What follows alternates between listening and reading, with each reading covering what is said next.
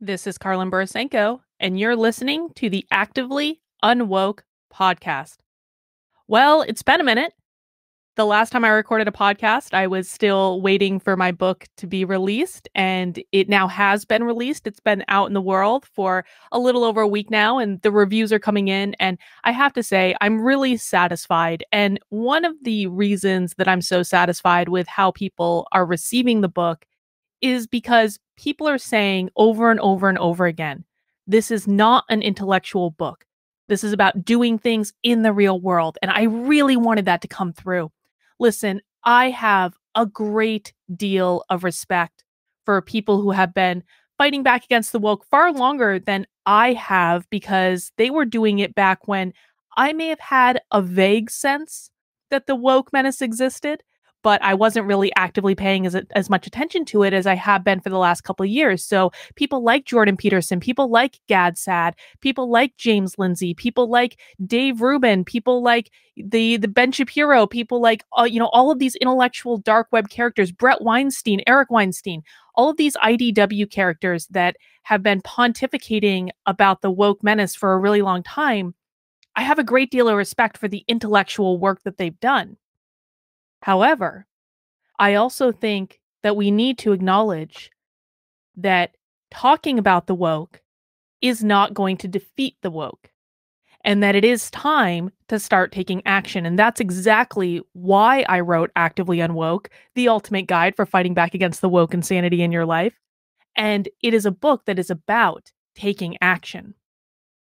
But here's the problem, and what I want to focus on in today's podcast.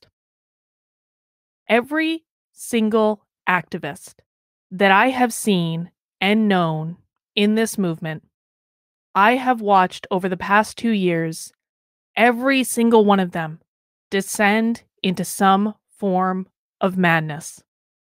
And that includes me.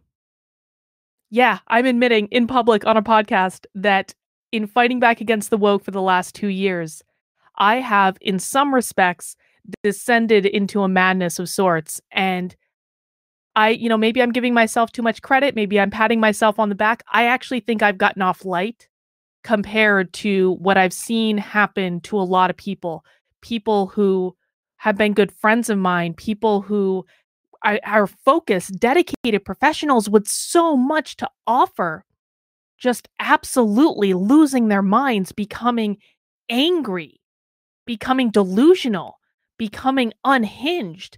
In fact, in fighting back against the woke, it almost seems as though they've become the monster that they're fighting. In fighting back against the woke, in looking into the eye of the monster over and over and over and over and over again, they become the monster. And that's what I want to talk about on this episode today. Because so many of you, hopefully you buy the book, hopefully you read the book, hopefully you love the book, and hopefully the best case scenario is that you get the book and you start putting the ideas in the book into practice. But when you start doing that, I implore you that you have got to make an extra effort to take care of yourself and to make sure you are giving yourself the love, the rest, the consideration, the validation, every positive feeling that you can imagine. I want you to give that to yourself, because fighting back against the woke is really, really, really hard. And that's why most people don't do it, because it's really, really, really hard. And I want to acknowledge that. And it's very easy to get obsessed with it because we live in a world in which every single day you can turn on the news, or you can look at libs of TikTok, or you can go on Twitter, or you can look almost anywhere. You could just attend a school board meeting. And there is another level of insanity that has appeared out of nowhere. And even worse than that, at some point, you start to become extremely desensitized to the insanity. You start to look at something that you would have thought was crazy just a few years ago, and it doesn't even register on your scale as crazy. I'll give you an example. About a month ago, I was watching webinars from the Burlington, Vermont School District. You may have heard about these. They ended up on Ben Shapiro's show, on Laura Ingram's show, and God knows I didn't make the people of Burlington, Vermont all that happy. But I was watching webinars that the Burlington, Vermont School District had literally put on their YouTube page that featured middle school children, 7th grade, 12 years old, talking about how they had come out as trans in the 5th grade with the help of their school guidance counselor. And the first time I watched that video, which is a shocking thing, it is a shocking thing to see a school district put a child on display on the internet as a virtue signal, and that child is talking about coming out of the closet when they were 10 years old as trans because of the guidance counselor. That's a shocking thing. The first time I saw it, it didn't even register. It was like, okay, well, another school is doing something crazy, must be a day that ends in Y. My point here is less about the insanity of the Burlington, Vermont School District, and that's something I have documented online if you want more information about that. My point is that when you start fighting back against the woke, you have to take in some of the most toxic content and interact with some of the most toxic people that you've ever imagined in your life. People who literally will take advantage of children. And you have to do that every single day, or maybe every other day if you're doing it part-time, or maybe a couple of times a week. And to be quite frank, even a couple times a week is too many. You've got to take care of yourself. You have got to put processes in your routine that will allow you to make sure you're always tuning into your humanity. Because what the woke want is to destroy our humanity. When I look at them these days, I oftentimes don't even see real people in front of me. They almost look demonic to me, and I don't say that word lightly. I think that word is thrown around a little bit too much, but sometimes when I'm looking at these people and what they're doing, they look like they're possessed. They look like pod people.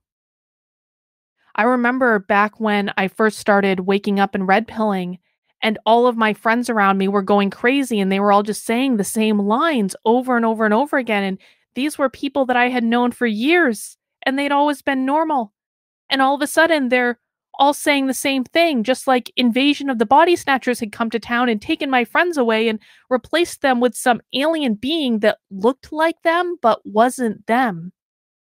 That happens to activists too.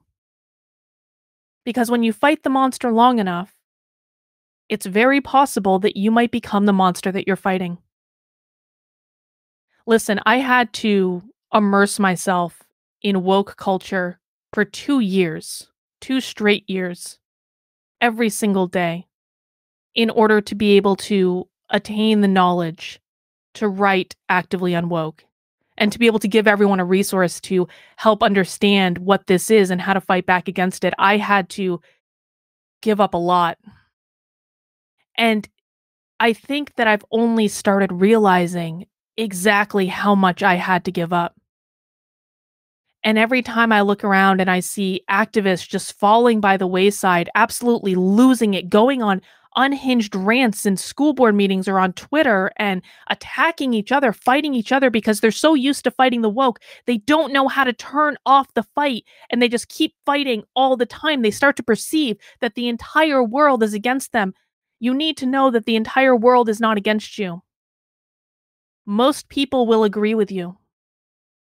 You have to know that every time they call you a racist or a transphobe or any other name that they want to throw out there, that is not a reflection of who you are.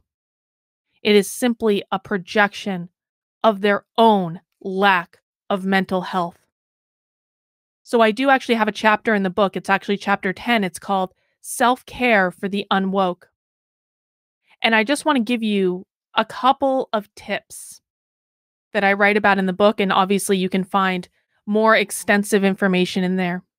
But the first thing I would say, and a tool that I try to use every single day, I'm not perfect, but I really do try, is meditation.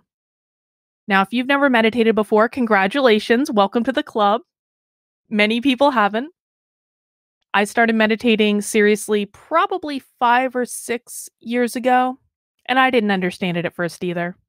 I thought I was doing it wrong. I thought I didn't know what was going on. I would have thoughts creep into my head, and I'd be like, oh no, I failed. I thought about something in meditation that was outside of whatever guided meditation I was looking at. I failed the meditation. No, no, no, no, no, no, no. You have to set all that aside. Meditation is a gift that you can give yourself. It is a gift just for you. It's not for anyone else. It's about prioritizing yourself and your mental health. And you can get started with just 5 minutes a day. Don't tell me you don't have time. I know you have time. You're just afraid that you aren't going to do it right, that you're going to feel weird, that you don't understand why you're doing it. And I want you to hear right now emphatically that no one understands meditation when they first start doing it. I think it probably took me a month. And I was determined too when I first started. I was like, I'm going to understand why meditation is so great and why everyone says I should do it.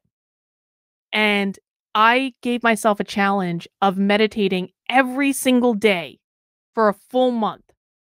And I felt ridiculous for most of that month. I did not understand it. I thought I'm not doing it right. Oh my God, why am I even bothering? I'm wasting time on doing this thing. But around the end of the month, I started to understand it. And I started to be able to really sink into it. And I started to be able to relax and let go of all the worries in the world just for a moment or a couple of moments. It's that practice, that showing up every single day that allows you to get it. So start off with just 5 minutes a day. You can get an app if you want. You don't just have to sit there and shut your eyes and breathe in and breathe out and do all those things. Get an app. Get some guided meditations. All of this stuff is free. There are wonderful tools out there. There is no right tool for everyone. There are different types of meditations. You might be a person that wants highly practical meditations, or you might be a person like me that wants woo-woo spiritual meditations. And regardless of whether you have practical or spiritual or anywhere in between, whatever you want and whatever works best for you is just perfect. The point is less about which meditation you're doing or which app you're using or any of those things. It's that you just get started. Challenge yourself just to do 5 minutes a day. You can sit, you can lay down. There are even walking meditations if you're a walker. Walking meditations can sometimes be my favorite, actually, because when you're doing a walking meditation, you get to walk down the road or the street or wherever you are on the treadmill at the gym. You get to walk as the person that you want to be. Not the person you are today, the person you want to be in the future. But whatever version you choose, just get started and just be consistent and know that you're going to feel silly. But the benefit that you are going to get from this, that brief break every single day, can be enough to help you not lose your mind when you're fighting back against the woke insanity. Another tip I would give is to make sure that you're doing things that are just for you, that are fun, that give you life, that make you feel good. And don't worry about the judgment about what those things is or what other people think about them. None of that matters. What matters is that you're taking care of yourself. You're giving yourself that gift. Again, maybe it's going to the gym. Maybe it's having time to read a book that has nothing to do with politics. Maybe it's about getting into spirituality. I'll tell you what, I've always been a spiritual person, or have been a spiritual person for a very long time, but man, I've never been more spiritual than I have the last couple of years. Maybe you buy art. I love art. I fill my house with things that I think are beautiful, that have really good energy, or that just inspire me, or that just make me feel good to look at them. I've spent way too much money on art. Don't tell my husband. But it makes me feel good, and I love it every single day, and it makes me have a place that I want to live in. Maybe you knit or craft. I mean, knitting, of course, is the far superior of all craft. But maybe you crochet, maybe you draw, maybe you paint, maybe you make your own art. Maybe you play music. Maybe you just need to sit in front of your TV and veg and watch crappy reality TV to make yourself feel better. Just don't watch the woke stuff. Okay, I know most reality TV is a little bit woke these days, but I promise you, you can find non-woke reality TV. Make sure you have other interests. Do not allow this to become your life, because if your life revolves around insanity, you could very easily lose your mind. And the last tip I'm going to give you just for today is probably the most important. Be grateful. Have a gratitude practice. Gratitude is one of those things that is so easy to do. And it can help remind you why you thought it was necessary to fight back against the woke in the first place. Because having gratitude is about being appreciative for every single gift that we've been given in this lifetime. That's one of the things the woke are trying to take away. They don't appreciate anything they've been given. They just want more and more and more and more and more and more and more. And because they don't appreciate anything they've been given, they want to take your appreciation away as well, as a way to validate what they're doing. You don't have to let them. And a very simple way to do that is by having your own gratitude practice. Here's how this works. Start at maybe you do it at the beginning of the day, maybe you do it at the end of the day, maybe you dare to dream, even do it at both points of the day because it's really quick. Start making a list of everything that you're grateful for. Just once, twice a day, write it down. I'm grateful that I have a roof over my head. I have food in my refrigerator. I have an amazing internet connection. I have a wonderful family that I love and adore. I got a promotion today, or maybe not even a promotion. Maybe the boss just complimented me, or maybe it could even be as simple as, the boss didn't yell at me today. That's pretty great. Maybe it's that you saw a beautiful sunset. Maybe it's that you got to eat a really delicious ice cream cone. Maybe it's that your kid just looked at you this morning and just had the best smile on their face. And when they saw you come home that night from your job, they ran right up to you and gave you a hug, and you were grateful for that moment. We can literally be grateful for anything. The energy of gratitude and the energy of appreciation are the same. It's just about taking a moment to acknowledge all the things we have going for us, because when you're fighting back against the woke, it might seem like you are constantly on the end of a losing battle and it's everything you can do just to keep your head above water every single day, and you got people coming at you and they're trying to cancel you and they're trying to tell you what to think and what to say and how to live. You don't need to focus your energy on that.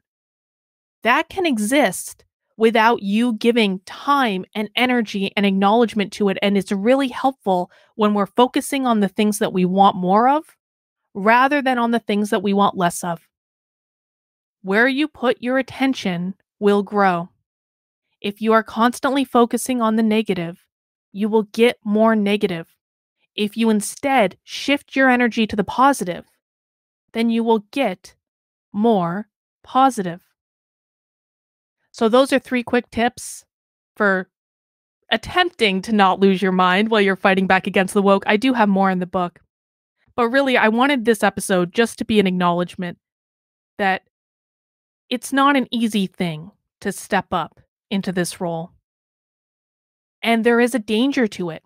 And I want you to go in with eyes wide open, knowing there's a danger to it, because if you know that, you're going to be in a better position to protect yourself from that danger.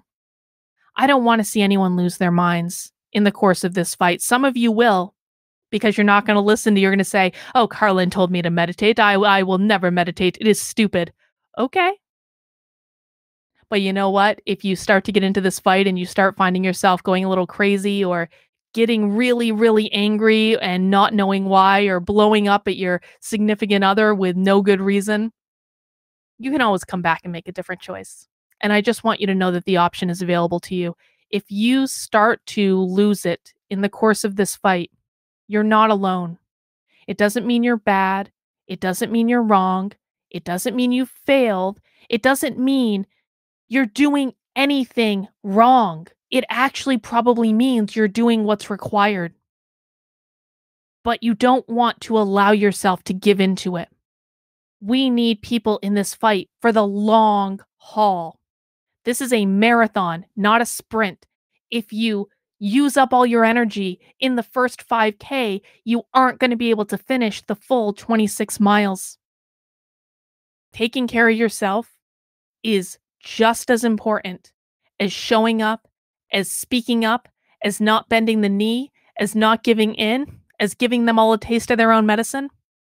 Because I want every single one of you to be in the battle for the long haul. And not just that. I want you to be happy. I want you to have fun. Fighting back against the woke can be fun. It can be a group activity. That's very literally what I'm trying to do in terms of with Actively Unwoke and my Unwoke army and in my locals community. And if you aren't in my locals community, you can join at kb.locals.com. It's totally free to join. But I think it should be fun. And I think that we should try to find ways to enjoy it, because the more we enjoy it and the less pain we allow it to cause us, the more likely we are to keep doing it, and the less likely we are to lose our minds in the course of the fight. So if you ever find yourself losing your mind, please reach out to me. I really do mean that. You can DM me on Twitter. My DMs are open. I'm Dr. Karlyn B on Twitter, DrKarlynB. My DMs are open. You can find a contact link on my website, activelyunwoke.com. You can also find one on drkarlyn.com. If you join my locals, we can talk there. But please, if you find yourself losing it in some capacity, do not be afraid to ask for help, and do not be afraid to ask for support. And you will have an army of people who will be there for you, because we all know how hard it is. And we all want to help you through it and get you to the other side so you can stay in the fight and maybe even enjoy it a little bit. All right, guys, that's all I've got for this episode. Hey, if you haven't gotten your copy of Actively Unwoke yet, it is currently on sale, the hardcover and Kindle version. You can find links at activelyunwoke.com. Now, I know I had an audio version up the last time I posted an episode of the podcast. There were, well, let's just say there were quality control issues with the audiobook. But good news, I'm actually re-recording the audiobook. It was originally read by an actor, and now it's going to be re-recorded by me. I'm a little bit intimidated by this. I'm not going to lie. I never really wanted to read my own audiobook, but I've been put in the position of needing to read my own audiobook. And so I promise I'm going to do the very best I can. But I am starting to re-record it this weekend. The audiobook will be coming back, and I promise you it's going to be better than ever. All right, guys, take care, and we'll see you soon.